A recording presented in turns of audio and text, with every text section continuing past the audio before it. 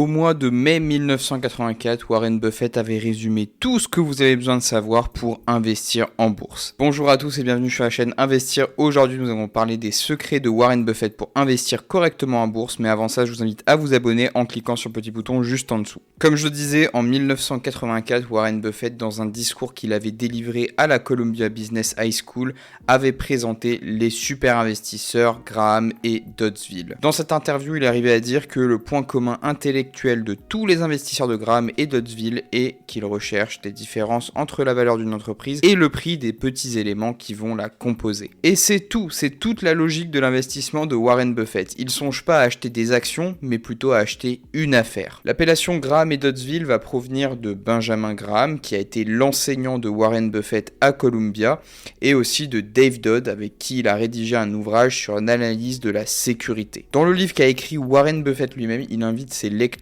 à réfléchir sur le groupe d'investisseurs qui a dépassé le S&P 500 année après année, et c'est justement ce groupe-là. Dans son propre ouvrage, Warren Buffett dira que dans ce groupe d'investisseurs chanceux se trouve un chef de file intellectuel nommé Ben Graham. Ce qui est incroyable, c'est que tous se sont rendus dans des lieux différents, tous ont acheté et vendu des actions et des sociétés diverses, et pourtant, ils ont quand même eu cette performance collective qui est incroyable. Selon Warren Buffett, les investisseurs de Graham et Doddsville ne se souciaient pas de la période à laquelle ils achetaient leurs actions, ni du bêta de l'action ou de la covariance des rendements des titres. Ils se focalisaient plus en fait sur l'acquisition de parts d'entreprise. C'était pas vraiment des traders qui achetaient des actions au pifomètre, on était vraiment sur un profil d'homme d'affaires qui s'intéressait vraiment à une stratégie d'ensemble. Stratégie qui semble très bien fonctionner puisque les parts classées A de Berkshire Hathaway détenues par Warren Buffett ont atteint en 2014 la somme de $200 000 la part. $1 000 investis en 1984 aurait aujourd'hui une valeur de 150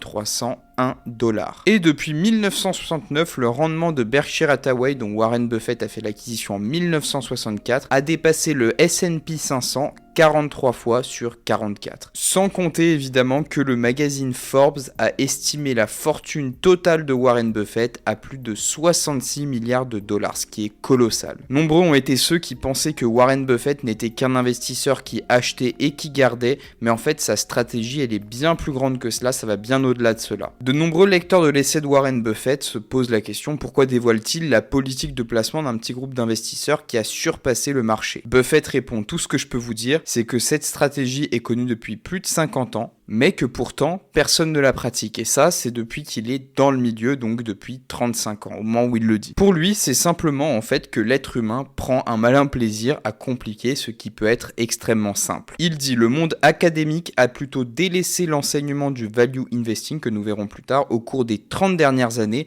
et cela risque de durer.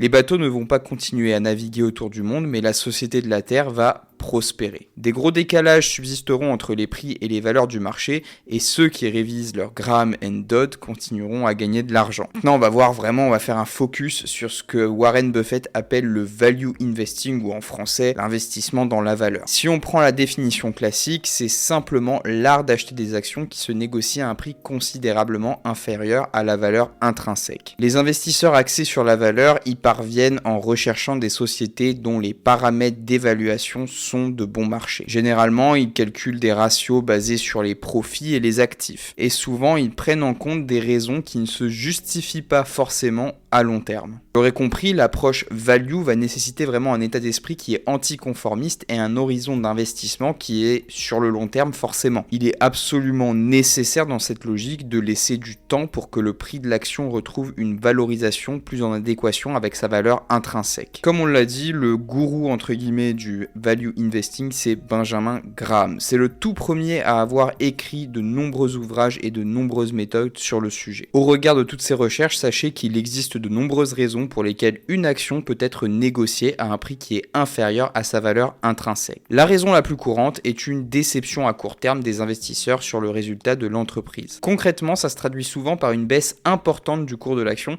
et fréquemment ces déceptions peuvent produire une forte réaction émotionnelle chez les actionnaires qui vendent leurs titres en craignant en fait le développement négatif. C'est pour ça que dans toutes mes vidéos, je vous dis que dans la bourse, il faut avoir des nerfs d'acier parce qu'une crise peut arriver, certes, mais elle n'est pas éternelle et forcément, la dépréciation ne sera pas éternelle. Sauf cas, évidemment, où vous avez mal choisi votre investissement, vous n'avez pas eu un horizon sur le long terme de base. Ces investisseurs axés sur la valeur ont deux caractéristiques qui sont essentielles. La première est qu'ils ont une vision au long terme des entreprises et savent qu'une baisse des bénéfices à court terme n'a que peu d'impact sur les résultats de l'entreprise dans le temps. Prenons par exemple Louis Vuitton. Louis Vuitton est une entreprise qui a traversé des crises à répétition et au final, on a quand même une valeur haussière constante. Ces investisseurs ont donc conscience qu'en général, les entreprises voient leurs bénéfices revenir vers leur moyenne. À plus long terme, les baisses importantes des bénéfices sont fréquemment inversées. Et c'est aussi le cas avec l'inverse, parce que également une croissance extrêmement forte des bénéfices tend à ralentir, voire à s'inverser pour se normaliser. On a parlé de la valeur intrinsèque. Il existe de multitudes de méthodes pour calculer la valeur intrinsèque d'une entreprise et d'une manière générale, elle est calculée sur la base de ratios financiers, donc le bénéfice,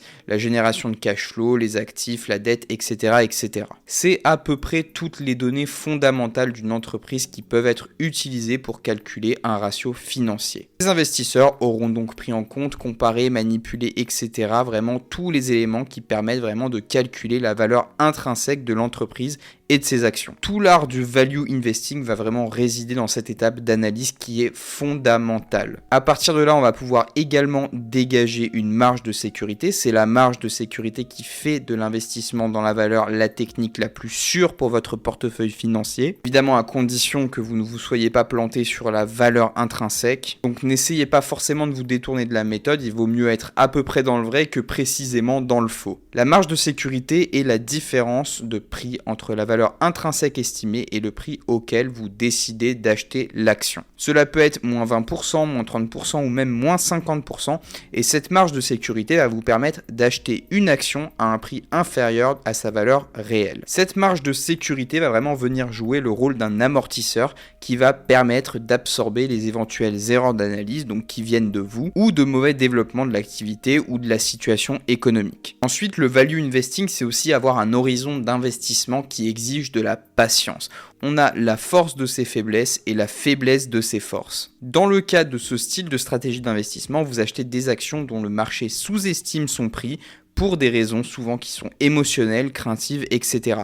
Et en conséquence, vous faites partie d'une minorité qui pense que le prix de l'action va monter. Concrètement, vous exploitez les états d'âme du marché boursier. Sauf que ce que vous devez tenir en compte, c'est que c'est le marché qui va décider quand le prix de l'action va monter, c'est pas vous. Donc cette situation de sous-évaluation du prix de l'action peut parfois durer extrêmement longtemps. Elle peut durer si longtemps que ça peut mener certains investisseurs à faire machine arrière et à vendre. Ne soyez pas surpris, la stratégie value passe par des périodes de performance exceptionnelles, puis par des périodes qui sont plus creuses comme les dernières années par exemple. La stratégie demande de la patience puisque la surperformance va apparaître plus loin, elle va apparaître sur un horizon qui est sur le long terme. Donc voilà, c'est déjà la fin de cette vidéo. Si vous voulez commencer à investir en bourse, créer un PEA ou alors vous ouvrir un compte titre classique, vous pouvez passer par le lien en dessous de la description qui vous permettra d'avoir un bonus de 130 € directement avec l'ouverture de votre compte. Sur ce, moi je vous retrouve dans une prochaine vidéo. Ciao ciao.